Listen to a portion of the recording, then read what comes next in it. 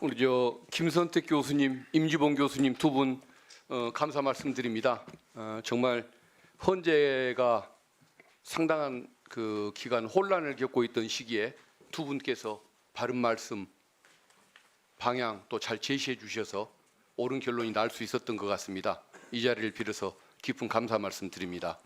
그리고 이복현 금감원장님은 제가 보기에 이제 지난 정권이 되겠죠. 윤 정권의 공직자다운 공직자를 저는 몇 명 못 봤는데 그래도 우리 이복현 원장께서 나름의 그 소신을 갖고 업무를 처리해 주시는 것에 대해서 경의를 표한다는 말씀 드리고 질문을 시작하겠습니다. 우리 최상목 장관님, 네, 본인의 잘못을 나는 인정하는 법을 못 봤습니다. 나라 경제를 망가진 부분이든 내란 이후에 취했던 행동들이든 수많은 문제가 제기돼도 항상 변명이 길지 내가 잘못했습니다, 죄송합니다라는 말을 한 번도 한 걸 못 본 것 같아요. 자, 질문 드리겠습니다. 국민과 역사의 평가만 두려워하며 국가를 위해 책임 있게 행동하는 게 공직자로서의 도리다. 누가 한 말인지 압니까? 제가 국무회의 모두 발언에 한 말입니다. 권한대행으로서 그런 얘기 하셨던 거죠? 네네. 본인은 그렇게 행동해 왔습니까? 전 행동하려고 노력했습니다. 네. 노력한 결과가 그겁니까? 자, 그럼 한번 질문해 보겠습니다. 계엄 반대했다고 그러셨죠? 네, 그렇습니다. 옆방에서 윤석열 전 대통령이 비상계엄 선포할 때 옆에 계셨던 좀 상황 아니었습니까? 그렇죠? 옆에 있지는 않았습니다만, 네, 대기실에 국무회의에 참여했을 거 아닙니까? 뭐 국무회의인지 모르고 들어가는 자, 건 맞습니다. 네. 그때 말리기 위해서 찬성하지 않았다는 것 외에 본인이 말리기 위해서 어떤 노력을 했었습니까? 직을 걸고 팔다리를 붙잡고 막는 행동했습니까? 그 부분에 대한 계엄을 막지 못한 국무회의 한 사람으로서 제가 그거는 뭐 기재위나 국회 본회의에서 직을 걸고 막았어야지. 찬성하지 않았으니까 나는 반대했다라고 그렇게 얘기를 합니까? 설득을 하려 노력했습니다.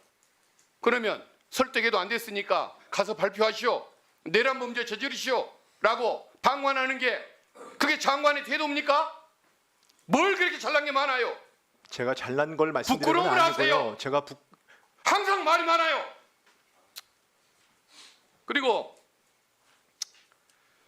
만혁 재판관 임명 계속 거부했었는데 그게 헌법 위반이라는 거 몰랐습니까? 거부한 게 아닙니다.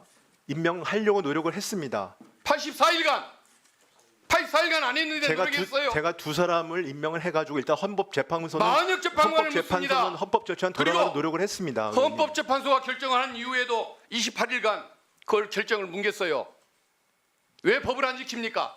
그 부분에 대해서는 저도 노력했다 말씀을 드리지 않습니까? 그걸 국무위원들하고 노력이라고 상의를 하고요. 아닙니다. 그다음 개긴다고 그때는 얘기를 해요. 또 거기 권한대 그러니까 총리께서 국민들은 언제 돌아오실지 모르기 상식인들은 때문에 그런 점을 두고 개긴다고 얘기하지 노력했다고 얘기하지 않습니다. 헌재가 명령을 하고 본인에게 권한이 있는데 그걸 안 해놓고 노력했다. 무슨 궤변이에요? 그리고 경호처 영장 집행 거부하고 특수 공무집행 방해 범죄 저지를 때 왜 말리지 않았습니까? 그때는 무력 충돌이 있으면 안 되기 때문에 그 부분에 대해서 그러니까 제일 신경을 경호처한테 썼습니다. 저항하지 말라고 얘기해야 무력 충돌이 안 생길 거 아닙니까?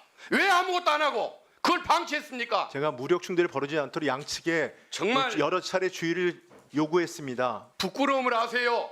그 직무유기 범죄 고발되는 거 알죠? 그리고 경제장관으로서 경제를 살릴 의지가 있었는지 자체가 저는 의문스러워요.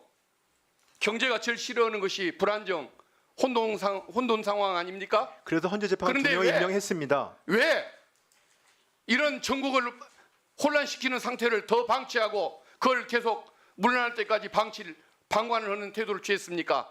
그리고 환율로 올라가기를 바라서 미국 국채에 투자를 했습니까? 그럼 외화를 가지고 있던 오랫동안 가지고 있던 민간인 때부터 가지고 있던 외화 자, 예금을 됐습니다. 외화 국채로 전환한 최순실 것뿐입니다. 사건 때 국정농단 사건 때 본인이 경제비서관 하면서 재벌들한테 486억 뇌물 수금하는 역할을 했죠.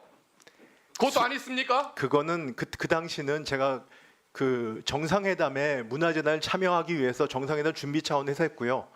돈 뜯는 역할을 했잖아요. 분배하고 돈 안 내는 기업이 어디냐고 압박까지 했던 것이 본인 아닙니까? 그거는 근데 아직까지도 기소가 안 되고 사실과 있어요. 다릅니다. 그리고 그 이거 당시에는 탄핵이 문제가 아니라 그 범죄까지 반드시 기소가 돼서 서울구치소로 가게 만들 겁니다. 의원님 한 말씀 올리겠습니다. 탄핵이 문제가 아니고 그 당시에 그와 관련된 많은 분들이 저 아까 말씀하신 범죄에 다 무죄가 나왔습니다. 나는 판결에 나온 사실을 가지고 얘기하는 거예요. 박근혜 대통령 유진한 거 모릅니까? 그게 아니고 제가 미르 재단 부분에 대해서 뇌물과 말씀하시니까 그건 무죄가 나왔다는 말씀을 드리는 겁니다.